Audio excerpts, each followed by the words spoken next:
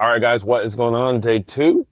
So I'm gonna call this podcast something about signal, finding the signal through the noise. So I'm not sure exactly how it's gonna turn out, but that's kind of what I want to call it. And I feel like that is just such a big thing about what we do, what I do in the world, what I do for businesses is like trying to sense like what is the actual value, what is the actual golden nuggets, and what is all the noise, what is all the distraction, what is all the things that the 90% of people are doing or the 99% are doing.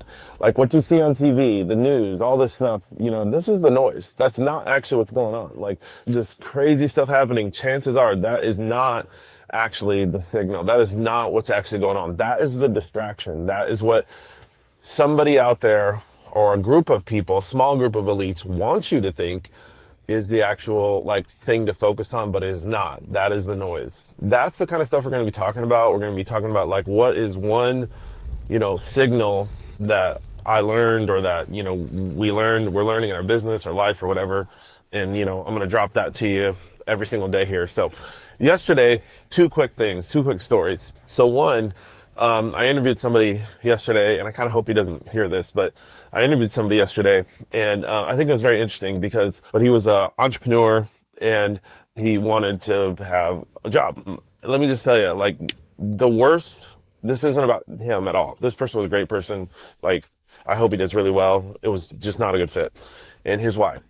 The worst person to hire in your company, if you, like, once you already have your entrepreneurial journey, like, started, the worst person to hire is another entrepreneur because they're always going to be restless. They're always going to be thinking about things that are not their job, and they need to really work like within the framework of their job, and they need to be good with that. They need to be comfortable with that. And most people are like that. But what happens a lot with young entrepreneurs, and I used to do this a lot in our early companies, I would hire people who are like me, who understand me, who, whatever. And really, you don't want to do that. You want to hire people who think you're weird. You want to hire people who are like, man, that person's a little out there, but I like him and I work for him. And those are the people that you want to look for. Whether it's virtual assistants, whether it's, people here in the US, whatever it is, like you do not want to bring on a whole bunch of entrepreneurs into real day-to-day jobs, because they'll always be bored with doing something that's repetitive or something that is basically their job. So that was one thing that, the person had all the credentials, and I thought like, man, this person could be really good.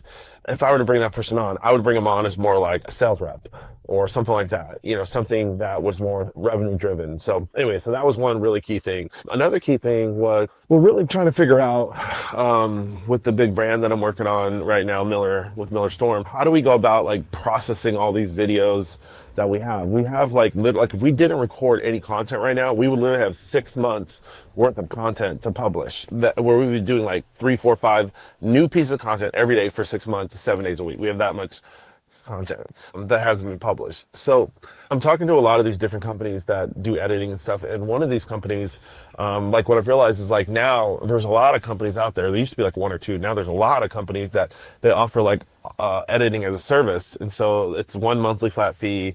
And most of these guys are just not very good. Like they're going to use systems and their dashboard and all this stuff that seems real cool, but really it's like a barrier between you and them. And their speed is the worst thing about these companies. And so this is the signal, right? It's like the marketing and their ads and all this stuff sounds really good, right?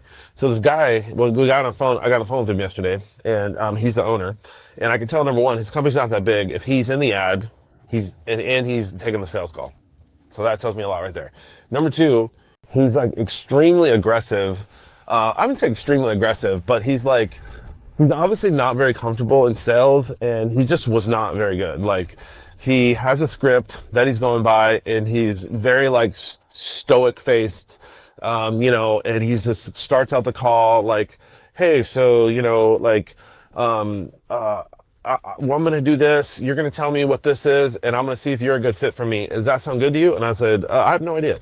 Like, what do you, bro, it's like, this is not, I mean, dude, you seriously, like, you took too many high ticket sales courses. Like, literally, you need to have some emotional intelligence and understand, like, when you talk to real executives, like, that's not how it goes. That's how it's going to go when you're talking to somebody who's a really small company, who is an insecure leader, and they're just going to be like bullied over in the call, and then they're going to get on with you, and then you're going to, and who knows, obviously he does a little bit, but he's obviously not doing enough. And so his whole approach was just like way off. And then he was trying to make it sound like I was the problem, which was hilarious. And this is the signal in the noise, guys. When you're in a deal, when you're trying to frame up a deal, or I like this same thing. I've been talking to like private equity companies. Like I was in a private equity deal, like a lot of them, but like one maybe like 7 years ago or so. This company was from Hawaii. Man, they had said all the right things. They did they were talking and blah, blah, blah. They were doing all this stuff. And then all of a sudden, when it really came to like getting terms on paper, like everything changed. And all of a sudden, like they became really bullies and really aggressive. And like the other guys on our leadership team, they were new. They had never done a deal. So they were just like pumped up. They were just excited. Like, oh my God, these guys are talking about all this big money. Let's just give them like this huge part of our company. And all of a sudden, like whittled down like $100,000. I'm like, dude, does anybody realize like what is happening right now? Does it like, and this was the signal in the noise. And just like in the call yesterday, like you have to be able to read between the lines, like have that like understanding the dynamics. There's like the tactical thing that's happening, and then there's like the strategic thing that's happening. And so this guy, like at the end, like he tried to make it seem like, he's like, well, it sounds like, you're not ready, blah, blah, blah. And I was like, I don't know what you're talking about or why you would think that, but I was like, I've been on the phone with you for like 12 minutes. Like, what are you talking about? Like, dude, you're asking me to make a $2,000 or $3,000 a month commitment, and I don't even know you. And I said, I haven't seen any good work of yours. So that's what I ran it back to.